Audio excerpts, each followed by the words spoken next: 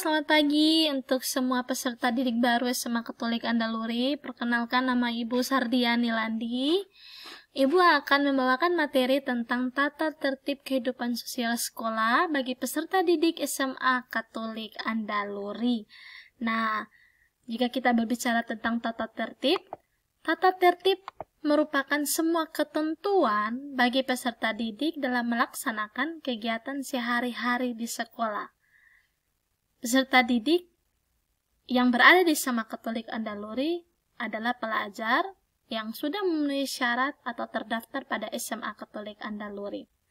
Dan tata tertib yang dibuat ini sudah berdasarkan nilai-nilai yang dianut di sekolah dan masyarakat sekitar.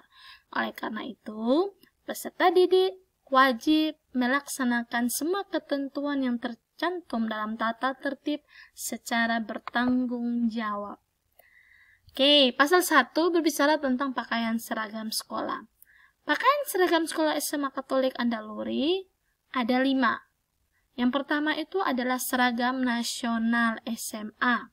Nah, seperti yang telah kita ketahui bersama, seragam nasional SMA itu terdiri dari baju putih dan bawahan berwarna abu-abu.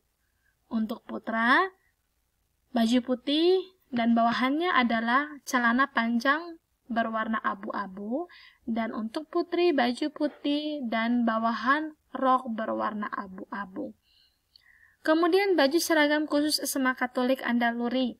Untuk putra menggunakan baju kotak-kotak SMA Katolik Andaluri dan bawahannya menggunakan celana panjang berwarna putih, bukan celana berbahan jeans ya. Kemudian pakaian seragam pramuka dan pakaian seragam olahraga adalah pakaian bebas rapi.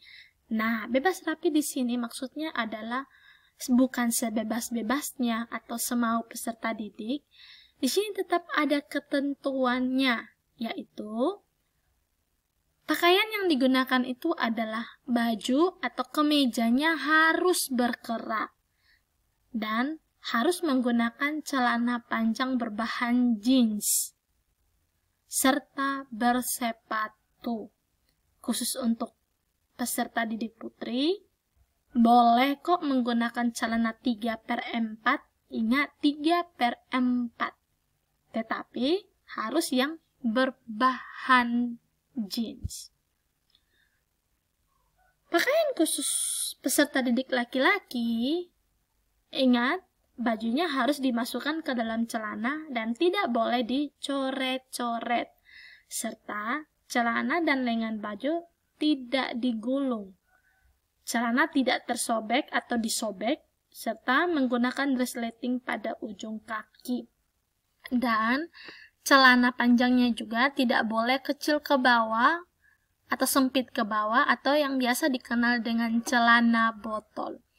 Khusus untuk peserta didik perempuan, sama seperti peserta didik laki-laki, bajunya harus dimasukkan ke dalam rok, serta lengan baju tidak boleh digulung.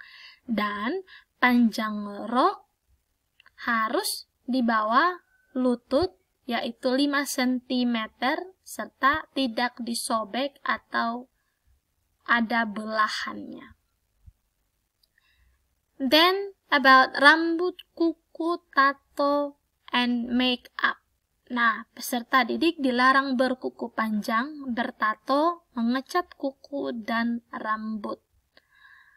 Serta peserta didik tidak boleh berambut panjang. Ini khusus untuk yang peserta didik putra. Kalau putri boleh dong berambut panjang, tidak bercukur gundul, berkuncir, dan beraksesoris. Kalau peserta didik putri boleh beraksesoris, tetapi sewajarnya, tidak boleh mencolok. Khusus peserta didik putri tidak boleh memakai make up. Kalau menggunakan polesan di wajah, boleh menggunakan bedak, tetapi tetap jangan menor, tapi pakai yang tipis-tipis aja saja ya. Dan kemudian tidak menggunakan lipstick, apalagi sekarang ini ditenar dengan lip tint, itu tidak boleh digunakan. Kemudian masuk dan pulang sekolah. Pelajaran dimulai pukul 7.30 dan berakhir pada 1.15. Peserta didik yang terlambat, yang tiba di sekolah pukul 7.30 akan dicatat di dalam buku piket dan akan diperkenankan masuk ke kelas setelah jam pelajaran pertama selesai. Tapi selama itu, maka peserta didik akan diberikan tugas seperti menyapu, membersihkan toilet, dan sebagainya. Kemudian, sekolah akan menyurati orang tua atau wali peserta didik yang terlambat sebanyak 9 kali dalam 1 semester. Dan peserta didik yang tidak masuk sekolah karena sakit harus menyurati orang tua yang ditandatangani oleh orang tua. Maksudnya menyurati sekolah yang ditandatangani oleh orang tua atau wali. Dan apabila lebih dari 3 hari harus disertai surat keterangan dokter. Bagi peserta didik yang meninggalkan sekolah sebelum jam pulang, maka harus meminta izin atau meminta surat keterangan sakit atau izin yang ditandatangani kepala sekolah, wali kelas, guru piket, dan guru mata pelajaran. Surat keterangannya bisa diambil di ruang BK. Dan terakhir, wali kelas akan menyurati orang tua atau wali jika peserta didik minimal alpa selama 3 kali. Nah, kalau sudah alpa 3 kali, maka akan diberikan panggilan pertama. Alpa lagi sekali, diberikan panggilan kedua. Alpa lagi maksimal 5 kali, maka akan diberikan panggilan ketiga. Dan masih tidak diindahkan, atau masih alpa lagi, maka peserta didik dinyatakan keluar atau dikembalikan kepada orang tua atau wali peserta didik. Next, kebersihan, kedisiplinan, dan ketertiban. Setiap peserta didik wajib menjaga dan memelihara kebersihan lingkungan sekolah. Setiap peserta didik wajib menggunakan bahasa Indonesia secara baik dan sopan. Tidak diperkenankan menggunakan bahasa daerah. Tidak boleh memaki, tidak boleh menghina, mengejek selama berada di lingkungan sekolah. Setiap peserta didik berkewajiban membayar atau melunasi iuran yayasan dan sumbangan lainnya yang ditetapkan oleh pihak sekolah. Kemudian tentang kehadiran. Nah, peserta didik wajib hadir minimal 90% pertemuan efektif per semester. 95%. Dan peserta didik yang tidak dapat mengikuti pelajaran atau yang tidak bisa hadir, yang ada hubungannya dengan sekolah atau yang tidak ada hubungannya dengan sekolah, harus menunjukkan surat keterangan dari orang tua atau wali mengenai sebab-sebab tidak hadirnya dan disampaikan sebelum atau waktu peserta didik tidak hadir. Yang dimaksudkan dengan yang tidak ada hubungannya dengan sekolah, misalnya mengikuti sebuah kegiatan di luar kegiatan sekolah, maka harus memberikan surat keterangan alasan atau sebab atas ketidakhadiran peserta didik tersebut. Pasal ke-6 tentang sopan santun pergaulan. Nah, dalam pergaulan peserta didik hendaknya mengucapkan salam. Selamat pagi, selamat siang kepada guru, kepala sekolah, dan teman-teman. Menghargai perbedaan agama, latar belakang sosial budaya, pendapat, hak milik teman, dan warga sekolah. Serta dalam menyampaikan pendapat harus disampaikan secara sopan. Serta apabila kita membuat kesalahan, kita harus mengakui kesalahan dan meminta maaf kepada orang lain atas kesalahan yang sudah diperbuat. Kegiatan keagamaan. Peserta didik wajib mengikuti misa pembukaan, yaitu pada awal semester, dan misa penutupan pada akhir semester, serta misa ulang tahun sekolah. Nah, adik-adik sudah tahu kan kapan atau tanggal ulang tahun sekolah SMA Katolik Andaluri? Kemudian, peserta didik wajib mengikuti kegiatan keagamaan yang diselenggarakan sekolah, misalnya rekoleksi.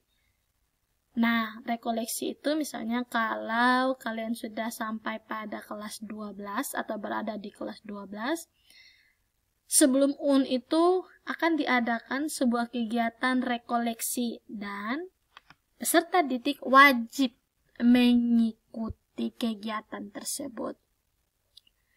Next, kegiatan ekstrakurikuler. Kegiatan ekstrakurikuler itu ada yang bersifat wajib dan bersifat pilihan. Wajib maksudnya adalah wajib diikuti oleh peserta didik. Contohnya OSIS. Bersifat pilihan di mana peserta didik mengikuti kegiatan tersebut berdasarkan bakat dan minat atau hobi. Misalnya ekstra badminton, ekstra drum band, dan lain sebagainya.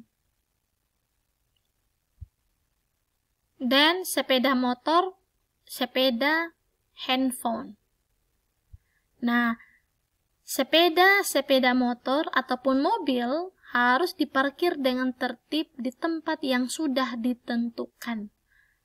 Peserta didik dilarang membawa handphone ke dalam kelas. Karena apabila kedapatan maka akan disita oleh guru dan akan dikembalikan pada akhir semester. Akhir semester ya. Peserta didik yang membawa handphone boleh membawa handphone ke sekolah, tetapi harus dititipkan di ruang kepala sekolah sebelum pelajaran dimulai dan mengambilnya kembali pada saat pulang sekolah. Kemudian larangan-larangan. Nah, peserta didik tidak diperkenankan keluar meninggalkan sekolah tanpa seizin guru piket.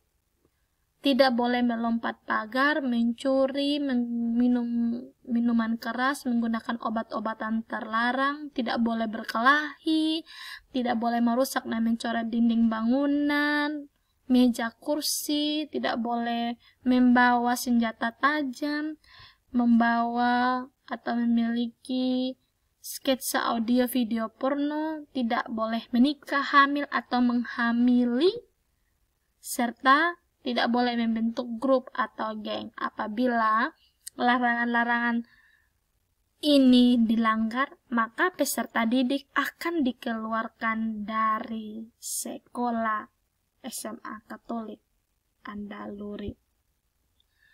Kemudian sanksi-sanksi. Nah, sanksi-sanksi yang diterapkan SMA Katolik Andaluri itu berupa pertama, teguran, kemudian penugasan, kemudian diberikan skorsing, dan yang terakhir dikembalikan kepada orang tua atau wali peserta didik. Dan yang terakhir itu adalah penutup.